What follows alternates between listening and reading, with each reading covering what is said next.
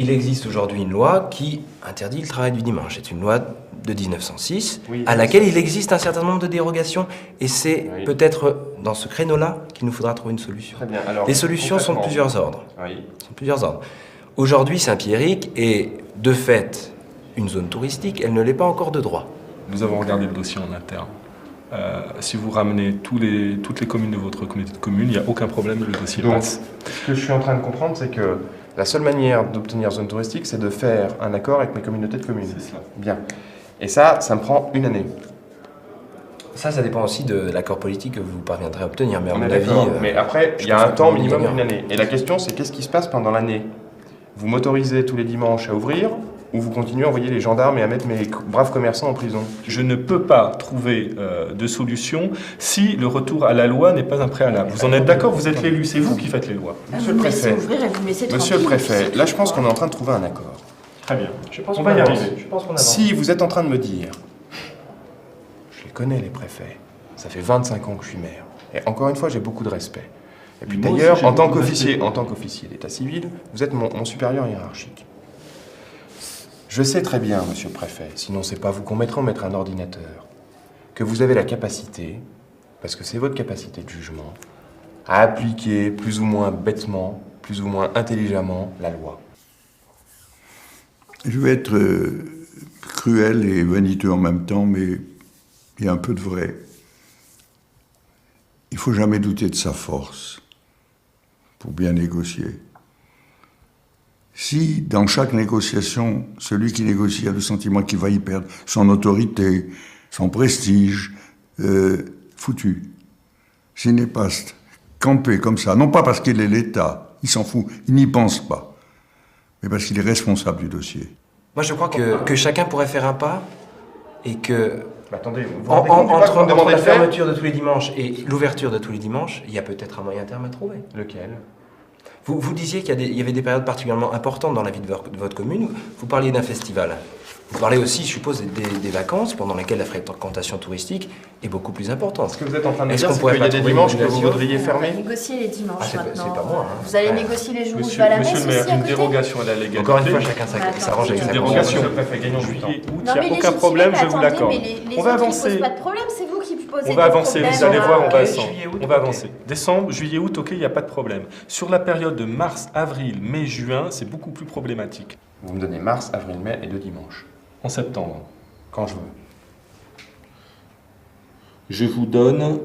Allez, Attendez, moi, on est bien d'accord. mars vous sert à rien, avril et mai. J'ai besoin de mars, avril, mai.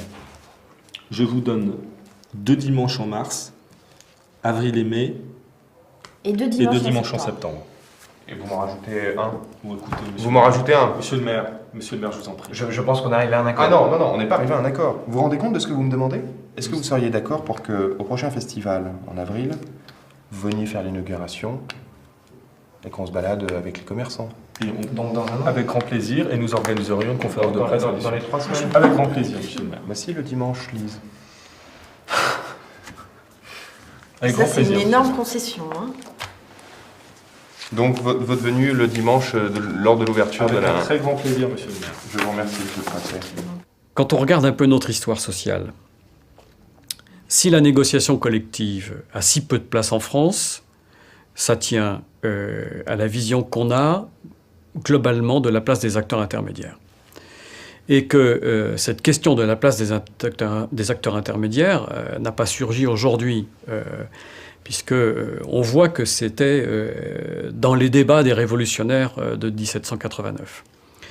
Et qu'on est resté très largement, pendant très très longtemps, sur une vision de l'État seul, garant de l'intérêt général, et méfiance pour les acteurs intermédiaires. À la limite, laissons-les négocier quelques petites bouts de choses à droite à gauche, mais pour les choses sérieuses, faisons attention et gérons ça au niveau de l'État.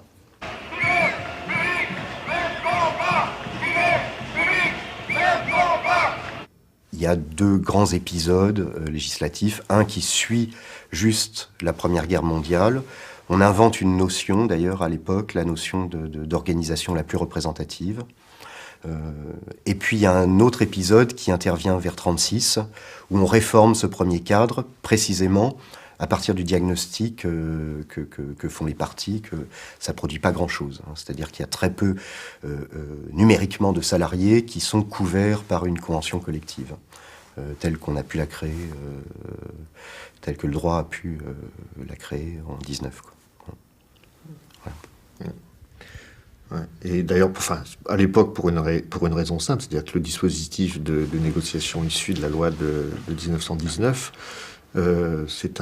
repose sur c'est un processus volontaire, c'est-à-dire que et qui en plus permet très facilement aux entreprises, aux employeurs, de se retirer du champ de l'accord trouvé. C'est-à-dire que si une entreprise considère que l'accord qui a été signé entre son organisation et les organisations syndicales de salariés n'est pas un bon accord, il peut très facilement se retirer. Voilà. Donc on est sur un système volontariste, effectivement, et on reste dans ce système toute la période de l'entre-deux-guerres. Ce qui est sans doute pour nous le moment fondateur, c'est-à-dire le moment où les relations professionnelles en France prennent l'allure d'un système. Elles prennent l'allure d'un système à partir d'une idée, effectivement, que Pierre Laroque, qui était conseiller d'État à l'époque, soumet aux membres du Conseil économique. L'ancêtre du Conseil économique et social en France, dans un rapport qu'il écrit. Il fait une enquête sur les conventions collectives. Il montre précisément que celles qui ont pu se signer sous le régime de la loi de 19 n'ont pas bien fonctionné. Et par rapport aux théories corporatistes de l'époque, il procède à une espèce de renversement. Alors que les théories corporatistes donnent beaucoup à l'État, l'idée que l'État va réaligner tous les acteurs, lui il dit non, il faut prendre les acteurs comme ils sont. Et on va construire un système de relations professionnelles avec les acteurs qu'on trouve dans la nature, principalement avec la CGT, côté organisation syndicale. Et d'ailleurs, il ne s'intéresse qu'aux organisations syndicales. Dans son rapport, il est très peu question du patronat. Pour lui, l'acteur qu'on doit protéger, celui qu'on doit faire monter en gamme, si je puis dire, c'est le syndicat. Et il veut faire du syndicat le relais d'un certain point de vue de l'action publique. Alors, d'où lui vient cette idée? Rétrospectivement, il s'aperçoit, mais ça, il va pas très loin, en fait, parce que ce truc-là est né pendant la guerre 14-18, que ce qu'il appelle la forme spécifiquement française de la convention collective, il l'appelle la réglementation à base contractuelle. Donc, réglementation, on voit bien, ça connote l'État, il réglemente, mais à la base de cette réglementation, il y a quelque chose de l'ordre du contrat. Donc c'est déjà une espèce d'hybridation ou de mélange. Et il dit, voilà, chez nous, la convention collective, elle ne peut pas vivre à partir de la volonté libre des différentes parties. Le patronat traîne un peu la savate. Les organisations syndicales ne sont pas assez puissantes et organisées pour pouvoir imposer quelque chose de cette nature. Donc nous, on va les renforcer et on va construire notre réglementation du travail en aidant un petit peu ces conventions collectives qui sont signées, c'est-à-dire en essayant de globaliser des échanges qui seront plus ou moins localisés dans différents endroits.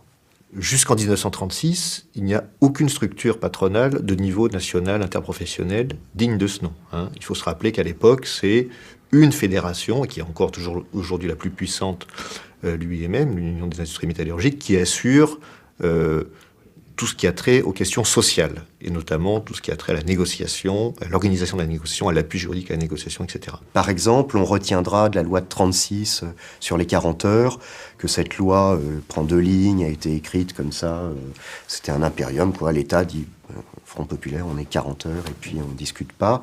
En fait, dans le cadre du Conseil du national économique, il y a eu des négociations qui ont duré très très longtemps, par branche, négociations paritaires, qui ont été des négociations qui ont permis de négocier les décrets d'application, qui ont été des négociations extrêmement modernes de ce point de vue, qui ont duré longtemps, qui étaient très très structurées, et sur la base desquelles le ministère public prenait effectivement des décisions.